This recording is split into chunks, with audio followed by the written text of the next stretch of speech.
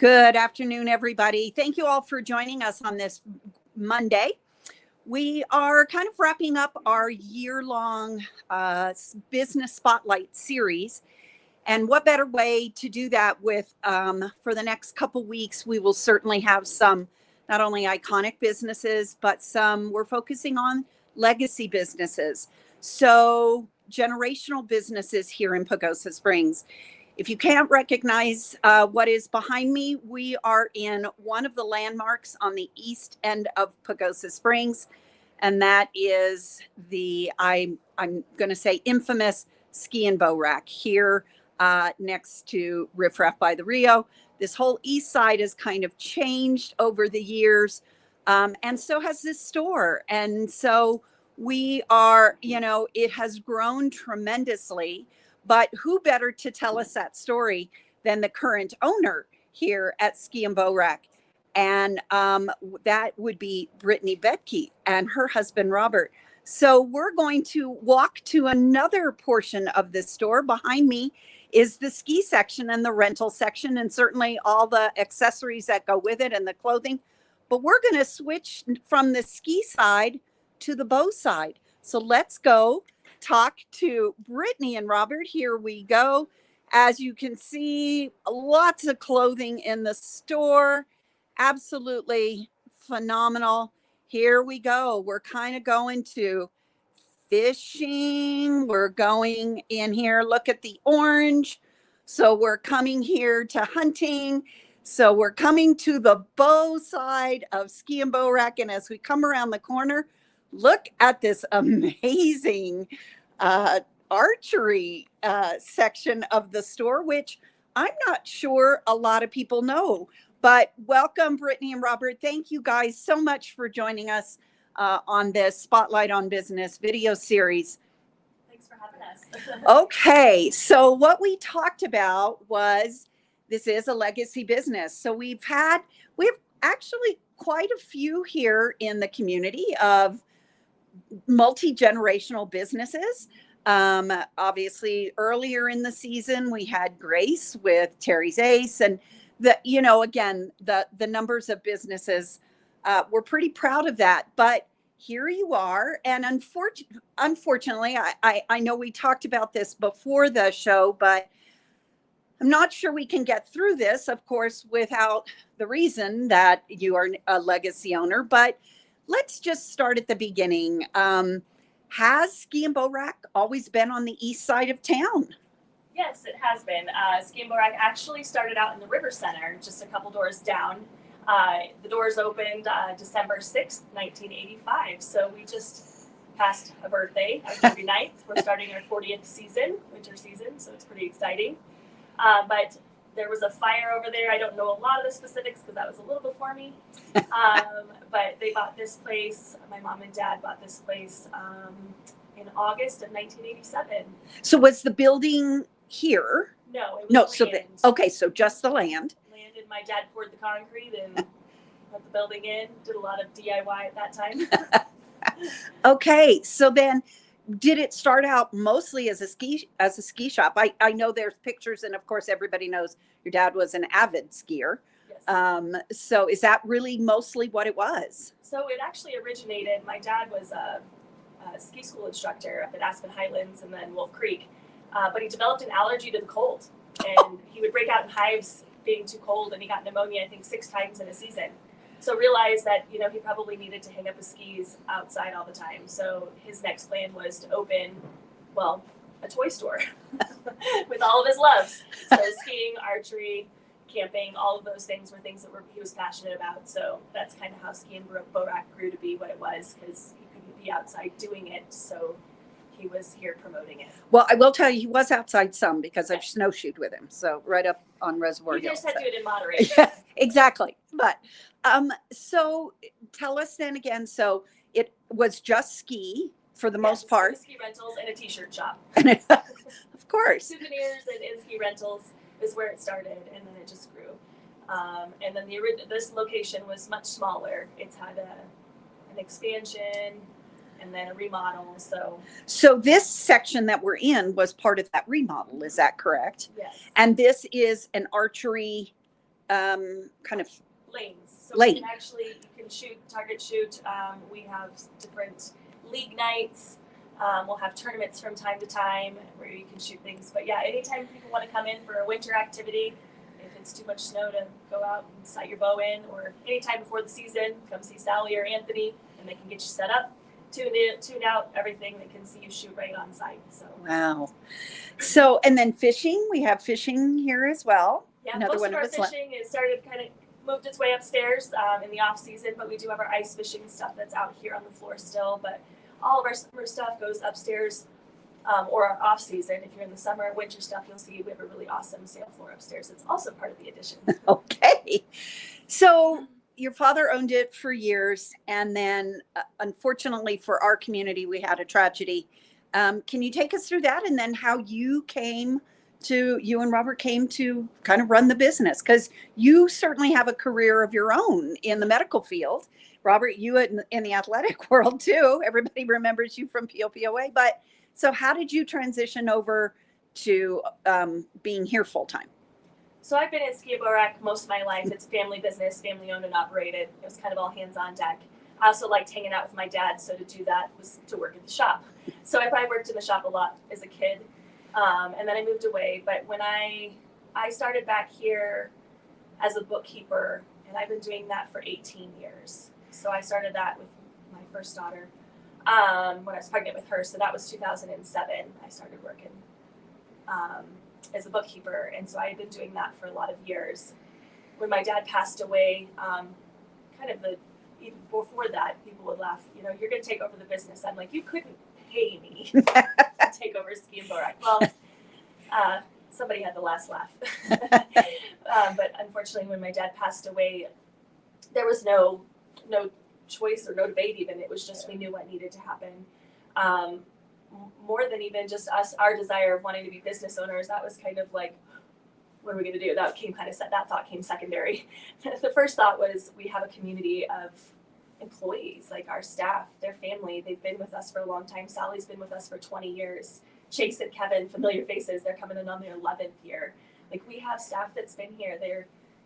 Their families matter. Like, this business matters in this community. There's generations that it's impacted. I mean, it's just a ski shop, but it's so much more than that. And so the heart and the culture of what Ski and Borac had become had to carry on that legacy. And so we stepped in with my cousin Bruno initially, and then about 2 years in, Bruno decided to step out and explore his own adventures and really commit to his family more. And so Robert stepped in, and Robert has a lot of the same passions that my dad does or did. The irony is, I feel like more and more as the years go by, I married my dad. That age old. Although you won't get caught in a 3-hour conversation more than likely with Robert. But he stepped in really well, and he has really just taken a lot of things into stride, and we're just kind of making it our own. And we've got a lot of support from the community and our staff, just kind of helping guide us in our growth as business owners, since that wasn't really the career that we set out to be. So yeah, we're blessed because the people that have surrounded us and loved on us and nurtured us in this process, in this transition, since it kind of came about in a little less traditional way. Sure. Robert, what since coming on, what do you feel that you have brought to the business? Some of the changes, in this series we've talked about, business ownership, and certainly the times have changed. When we did Summit earlier, when Jeff opened, and I'm sure when your dad opened, snowboards didn't even exist. So there's certainly been not only technology and product wise, but what do you think you've brought to the business? Certainly every generation brings something. Yeah, my big thing was carrying on, first and foremost, Larry's legacy, what he did well and how we could build on that. How we treat people that come in these doors, how we set them up to be successful outside, and how we give our employees empowerment to do the same thing. Like, nothing gets me more excited than watching our employees talk to customers about how special this place is, getting them outside, speaking their passion. So, growth there, our guide program in the summer, we've built that. So we do fly fishing, guiding, and that's something I love, getting outside as much as possible. So me personally, if I can take people outside and let them enjoy what I love about this place, that means so much to me. Because a lot of times we get people that are from the city that don't really know anything about public lands, and we have that in abundance here. So getting to share our passions is huge, and like how we can grow the store, sell stuff too that people can use to be successful outside, and just sharing our passion with people. And I think they see that when they come in, they're like, man, this is genuine. Everyone speaks their passion, and that's huge to me. And I think that just helps breed loyalty too with customers coming in and all that. So that's huge. Just continuing that excellent customer service. That's one thing that when Brittany got me here to Pagosa, I'm like, man, I really want to move here and be a part of this. I fell in love with what Larry had and all the employees here. I'm like, wow, they are very passionate. I was like, how can I be a part of that? And that has helped our growth. So one of the other things that we've talked about, and certainly in industries like this, and again, your name kind of says it all, ski. There's only a few months that you can do that, and bow, and again, kind of only a few months. How we've talked about how the tourism related businesses such as yours, how do you survive for the whole year? Certainly there's peaks and valleys. And as business owners, I know, Brittany, you said you've always done the books. And so I think you had a better idea of the ebbs and flows and peaks and valleys, as they say. How did you deal with that when you came in? It's like, yay, it's been a great winter. We're flush. What do you do next? Because spring's coming up. So tell us how you've kind of adjusted to those tourism peaks and valleys. Well, I feel like our logo is the total outdoor connection. And public lands, we've got outdoor space year round. Yeah, you might only be able to ski certain months out of the year, but there's a lot more to do. And I think the town and the tourism, my dad was a huge part of the town and tourism committee and kind of how to steer that and healthy growth. Bringing in the tubing on the river, that's been a huge summer season that's been helpful. Camping, the CDT hikers, we're starting to see a higher influx of that. We've had a couple staff members actually do some of those hikes. So they've got the connections to the resources, the apps, et cetera, the technology to let people know that we're here, we're a stop. So that's been a big thing in more recent years. Our hunting, we're very passionate in the archery hunting specifically. We do licenses. We have done giveaways for years with t-shirts and mugs. We have people that have been coming for 20 years and they're still collecting these mugs and these t-shirts. It kind of becomes this family. People come, if they come during the winter, we're saying, hey, have you seen us in the summer? Because summer in Pagosa is amazing. Yeah. And a lot of people miss that coming just in the wintertime. But so kind of enticing them, the fly fishing has been really, really beneficial as well. We've got some permits as of recently with the National Forest here locally, which is really exciting. So we can guide on public lands as well as we have private lands. So we've been working on growing that. But yeah, the camping, the fishing, hunting, all of it, we've really kind of been able to just build all the hobbies that you could want. Sure. And so evening out those peaks and valleys, which is great. For someone coming in and opening, do you have any words of wisdom for business owners? That's a great question. I just think knowing who you are and knowing a little bit about the town and its needs and wants and the people coming in here, I think that's very important for us. When we're picking out what to bring in the store, what to sell, and who comes in our doors, and being aware of that and just catering to everybody. And being flexible to the ebb and flow. I mean, because one year might be a smash hit and the next year it's a little drier or something's a little off and it's not. So you are going to ride the waves. It's not always going to be, at the top and, it's not always going to be at the bottom. Weathering the storms quite literally. I think Robert comes from a farming background, generational farmers, and we joke about, little did we know we had so much in common about watching the weather and how much we depend on that. But it does cause that. So recognizing the trends, recognizing the fluxes, get a community of people that are in like-minded, businesses to support, because it can be challenging, but it's totally worth it. Well, certainly Ski and Bow Rec has always been community minded. As you said, your father, Larry Fisher, was very involved in tourism, I think, from the very beginning. I do have to put in a little note that, and maybe you don't even know this, but I may have said this. Your father was one of the very first people I met in Pagosa Springs. Oh. As I owned my bed and breakfast, I went around to just find out what was there, and I knew I was going to have to be recommending businesses. So I knew nobody when I came to Pagosa, and I came in here, and he, as you said, Robert, just welcomed me with open arms. And it was really very special for us. But, you've also been community oriented. I don't think probably a week or a month goes by that Ski and Bow Rack is not asked to donate. And certainly you've been very kind to the chamber, participating in our adventure raffle for years. How do you, as business owners, you can donate? It's endless. How do you choose what you do to give back to the community? Well, that's kind of something that we've had to really talk about and hash out, but I really think where it lands is cultivating growth in the community, in the next generation, in the love of outdoors, passion and stewardship of the outdoors. So community, youth, and stewardship of the outdoors is kind of where we land in our support. Things that were all core values of my dad, and I think core values of Ski and Bow Rack is, in a lot of aspects, that's what we do here in business.